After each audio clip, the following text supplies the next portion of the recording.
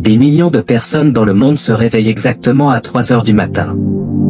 Pas à 2h58. Pas à 3h12. Exactement à 3 heures. Et personne ne leur a expliqué pourquoi. Peut-être que toi aussi. Tu ouvres les yeux. Net. Complètement éveillé. Tu regardes ton téléphone 3 heures. Encore. Toujours. Est-ce que c'est ton corps? Ton cerveau? Est-ce que c'est Dieu qui essaie de te parler? Ou est-ce que quelque chose d'autre se passe dans cette heure que tout le monde appelle l'heure du diable? Je vais te donner la réponse complète aujourd'hui. Et la dernière explication va te changer. Mais avant d'aller plus loin, si ce genre de contenu te parle, si tu es quelqu'un qui cherche à comprendre les signes, les mystères, la science et la spiritualité ensemble, abonne-toi maintenant et active la clochette. Sur cette chaîne, on ne reste jamais en surface. On creuse. On cherche. On connecte ce que la science dit à ce que la foi révèle. Et ça, tu ne trouveras pas ça partout. Abonne-toi. Et maintenant, plongeons ensemble dans le mystère de 3 heures du matin. La science, ce qui se passe dans ton corps à 3 heures. Commençons par la base. Commençons par ce que la science dit. Et ce qu'elle dit est déjà fascinant, avant même qu'on parle de spiritualité. Ton corps n'est pas une machine passive qui s'éteint quand tu dors. C'est un système complexe, rythmé, orchestré par ce qu'on appelle le rythme circadien, l'horloge biologique interne qui régule chaque fonction de ton organisme sur un cycle de 24 heures. Et à 3 heures du matin précisément, il se passe plusieurs choses simultanément dans ton corps qui peuvent expliquer ce réveil. Premièrement, la température corporelle atteint son point le plus bas. Entre 2 heures et 4 heures du matin, la température interne descend à son minimum absolu. Cette chute provoque chez certaines personnes une micro-activation du système nerveux, le corps détecte ce changement et sort brièvement du sommeil profond. Deuxièmement, le cycle du sommeil. Le sommeil humain se divise en cycles de 90 minutes environ. Si tu t'endors entre 22h et 23h, ce qui est courant, tu arrives exactement à la fin d'un cycle aux alentours de 3h du matin. Entre deux cycles, le cerveau fait une vérification naturelle. La plupart du temps on ne s'en souvient pas. Mais parfois, on reste éveillé. Troisièmement, le cortisol commence à monter. Le cortisol, l'hormone du stress et de l'éveil, commence à monter progressivement vers de 3h à 4h du matin, en préparation du réveil. Chez les personnes sous stress, cette montée est plus brutale, ce qui provoque un réveil subi avec une sensation d'anxiété, d'accélération cardiaque, de pensées qui s'emballent. Quatrièmement, la glycémie baisse. Si tu as mangé léger le soir, ta glycémie peut chuter pendant la nuit. Le foie libère du glucose en réponse, ce qui stimule une légère activation du système nerveux. Résultat, réveil. Le réveil systématique à 3 heures du matin n'est pas une pathologie. C'est souvent la signature d'un stress chronique, d'une transition de cycle de sommeil, ou d'une hypersensibilité du système nerveux autonome. Chronobiologie médicale. Mais voilà ce qui est intéressant, ces explications biologiques sont réelles. Mais elles n'expliquent pas tout. Elles n'expliquent pas pourquoi certaines personnes se réveillent exactement à 3 heures, pas 2h58, pas 3h12, avec une précision d'horloge. Elles n'expliquent pas les rêves intenses, les visions, les pensées qui arrivent soudainement avec une clarté extraordinaire à cette heure précise. Et elles n'expliquent pas ce que des millions de croyants à travers le monde et à travers les siècles ont expérimenté. Alors maintenant, allons plus loin. 3 heures du matin dans l'histoire et les cultures. Ce n'est pas seulement toi. Ce n'est pas seulement notre époque. Le phénomène du réveil à 3 heures du matin traverse toutes les cultures, toutes les civilisations, toutes les religions. Et ça, c'est quelque chose que la science seule ne peut pas expliquer. Dans l'Antiquité romaine, les soldats et les gardes divisaient la nuit en 4 veilles. La troisième veille, appelée Tertia Vigilia, débutait exactement vers 3 heures du matin. C'était considéré comme l'heure la plus dangereuse et la plus mystérieuse de la nuit. L'heure où les sentinelles étaient le plus vulnérables aux attaques et le plus sensibles aux présences inexpliquées. Dans la tradition japonaise, l'heure entre 2h et 4h du matin s'appelle l'heure du bœuf dans l'ancien calendrier. C'est l'heure où le voile entre le monde des vivants et le monde des esprits est considéré comme le plus mince. Les histoires de fantômes japonaises se passent presque toujours à cette heure.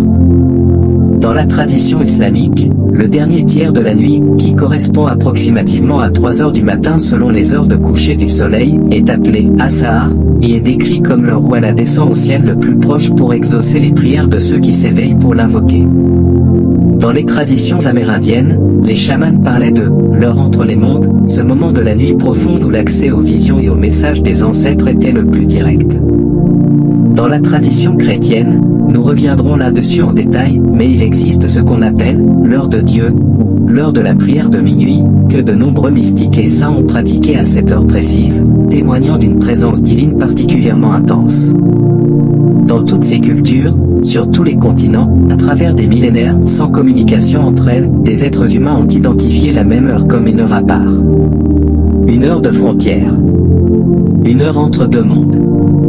Est-ce une coïncidence ?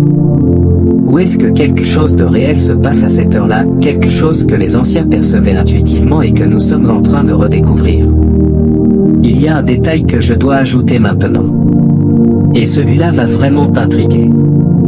Dans certains cercles ésotériques et occultistes, 3h du matin est appelée l'heure du diable, une sorte de contre-midi spirituel, l'inverse de 15h qui est l'heure traditionnelle de la mort de Jésus-Christ sur la croix. L'idée étant que les forces des ténèbres chercheraient à pervertir et à imiter ce moment sacré. Je dis ça non pas pour créer de la peur, mais parce que ça pose une question importante. Si quelque chose d'obscur choisit de se manifester à 3h du matin, c'est peut-être parce que quelque chose de lumineux se manifeste aussi à cette heure. La contrefaçon ne survient que là où il y a quelque chose d'authentique à imiter. La Bible est 3h du matin, ce que Dieu dit. Maintenant entrons dans ce qui est pour moi la dimension la plus importante. Parce que si tu regardes cette vidéo, il y a de fortes chances que tu aies une sensibilité spirituelle. Et la question que tu poses n'est pas seulement « Pourquoi mon corps se réveille ?», c'est « Est-ce que Dieu essaie de me parler ?» Et la réponse biblique est « Oui ». Absolument oui. L'Écriture est remplie de moments où Dieu se manifeste la nuit, dans le silence, quand tout le monde dort et que seule une âme est éveillée. L'Éternel vint, se plaça là et l'appela comme les autres fois, Samuel. Samuel. Et Samuel dit, parle, car ton serviteur écoute. 1 Samuel 3h10. Samuel était un enfant. Il dormait dans le temple. Et Dieu l'a appelé dans la nuit, non pas une fois, mais 3 fois. 3 fois il s'est levé, pensant que c'était l'homme Élie qui l'appelait. La 3e fois, Élie a compris, c'est Dieu qui appelle. Et il a dit à Samuel, la prochaine fois que tu entends cette voix, réponds-lui. Peut-être que ton réveil à 3h du matin est ton Samuel moment. Dieu t'appelle. Tu te lèves, tu regardes ton téléphone. Tu essaies de te rendormir. Et lui attend que tu comprennes enfin que c'est lui. Il éveille chaque matin, il éveille mon oreille pour que j'écoute comme écoutent les disciples. Ésaïe 50, 4. Ce verset parle d'une pratique divine. Dieu réveille ses serviteurs le matin, mais dans le langage hébreu, le matin englobe aussi les premières heures après minuit. C'est l'heure du char, l'aube qui précède l'aurore. L'heure la plus silencieuse. L'heure où la voix de Dieu peut être entendue sans interférence. Les grands mystiques de l'Église, les pères du désert, Thérèse d'Avila, Jean de la Croix, mais aussi des pasteurs contemporains comme David Yongicho, ont tous témoigné de cette réalité. La prière entre minuit et l'aube est d'une qualité différente. Plus profonde. Plus claire. Plus directe. Pourquoi ? Plusieurs raisons. D'abord, l'esprit n'est pas encore pollué par les stimuli de la journée. Ensuite, l'ego est plus calme la nuit, nos défenses psychologiques sont moins actives. Et enfin, dans le silence absolu, la voix douce et subtile, dont parle l'Écriture peut enfin se faire entendre. Après le feu, il y eut une voix douce et subtile. Quand Élie l'entendit, il s'enveloppa le visage de son manteau. 1 Roi 19, 12-13. Dieu ne crie pas. Il ne force pas. Il murmure. Et il murmure à l'heure où tu es assez calme pour entendre. Alors voici la question que je veux te poser directement. La prochaine fois que tu te réveilles à 3 heures du matin, au lieu de regarder ton téléphone, que se passerait-il si tu disais simplement « Seigneur, je t'écoute ». Les signes de ton réveil est-il un message? Maintenant je veux t'aider à discerner. Parce que tous les réveils à 3 heures ne sont pas identiques. Certains ont des caractéristiques qui indiquent qu'il s'agit simplement d'un phénomène physiologique. D'autres portent des signes qui suggèrent quelque chose de plus profond. Signal physiologique pur. Tu te réveilles, tu es vaguement conscient, tu te rendors en 10 minutes. Pas de pensée particulière. Pas d'émotion intense. Juste un réveil passager. Signal émotionnel psychologique, tu te réveilles avec une anxiété soudaine, des pensées qui s'emballent, un sentiment de danger ou d'urgence. C'est souvent le cortisol plus un stress non résolu. Ton corps traite quelque chose que ton esprit conscient refuse de regarder pendant la journée. Signal spirituel, voici les caractéristiques. Tu te réveilles avec une clarté soudaine, comme si un voile venait d'être levé. Tu penses à une personne spécifique sans raison apparente, et tu ressens une urgence de prier pour elle. Tu reçois une idée, une solution, une révélation sur une situation de ta vie. Tu ressens une présence pas effrayante, mais réelle.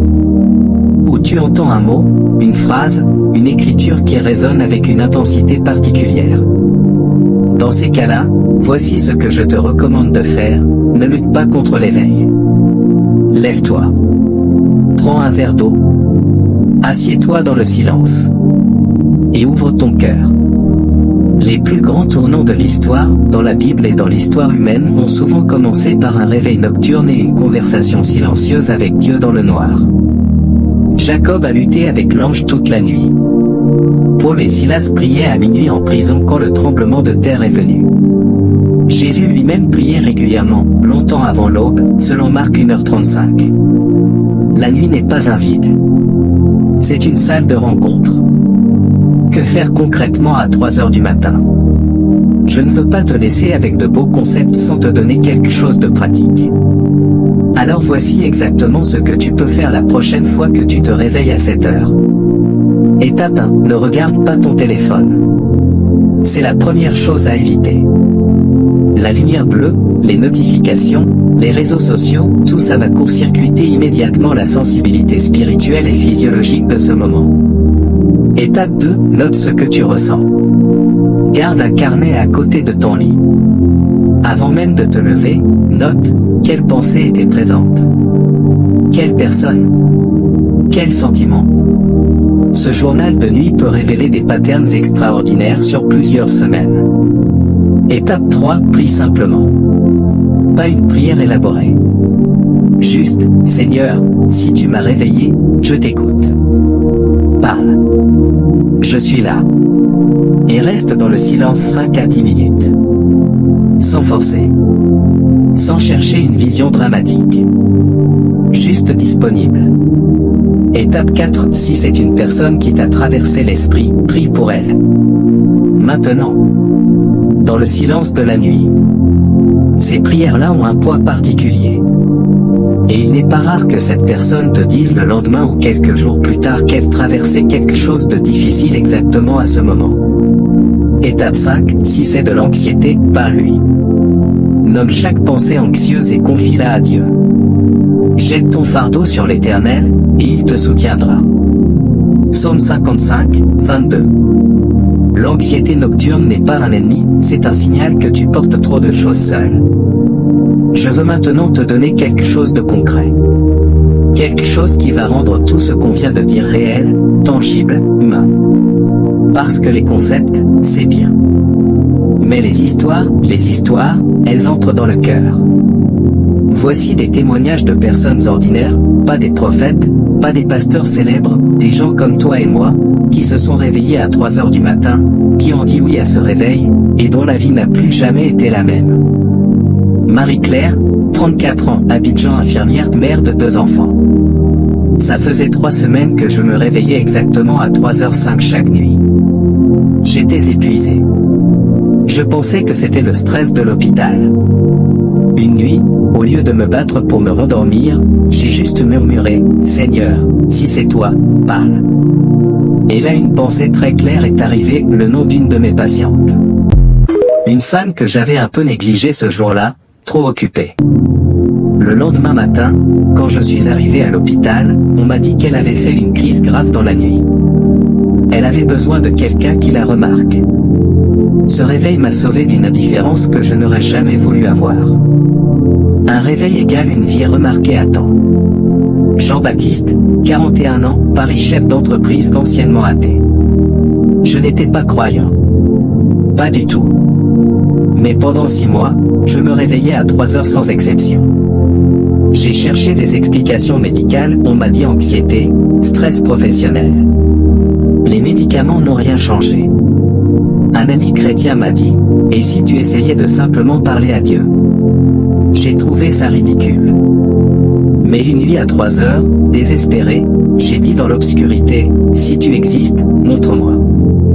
Ce que j'ai vécu dans les minutes suivantes, je ne sais pas encore comment l'expliquer. Mais je sais que cette nuit-là a tout changé. Je suis croyant depuis 4 ans maintenant. Un réveil égale une conversion inattendue. Aminata, 27 ans, Dakar, étudiante en médecine, je traversais la période la plus sombre de ma vie. Dépression sévère.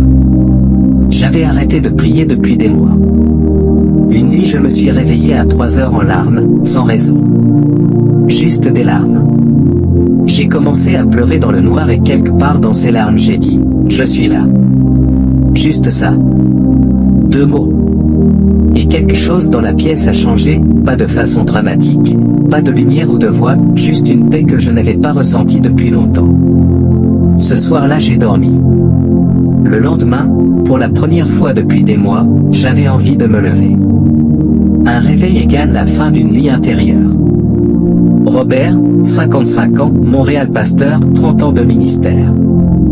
Dans mon ministère, les moments les plus importants de ma vie spirituelle ont presque tous commencé à 3 heures du matin. La direction pour planter notre église, reçue à 3 heures. La révélation sur un membre de ma congrégation qui était en danger, à 3 heures. La réconciliation avec mon fils après des années de silence, le soir où j'ai prié pour lui à 3 heures, il m'a appelé le lendemain matin pour la première fois depuis 3 ans. Je ne traite plus jamais ces réveils comme des accidents. Ce sont des convocations. 4 histoires différentes. 4 continents. 4 situations de vie totalement différentes. Mais un seul dénominateur commun, ils ont dit oui à l'éveil. Ils n'ont pas lutté contre lui. Ils ne l'ont pas ignoré. Ils se sont levés ou simplement ouverts et quelque chose s'est passé. 73% des personnes qui prient régulièrement à 3 heures rapportent une transformation notable en moins de 3 mois. Un / 3 de la population mondiale déclare se réveiller régulièrement entre 2 heures et 4 heures du matin. X plus de chances de se souvenir d'un rêve significatif si on se réveille naturellement à 7 heures.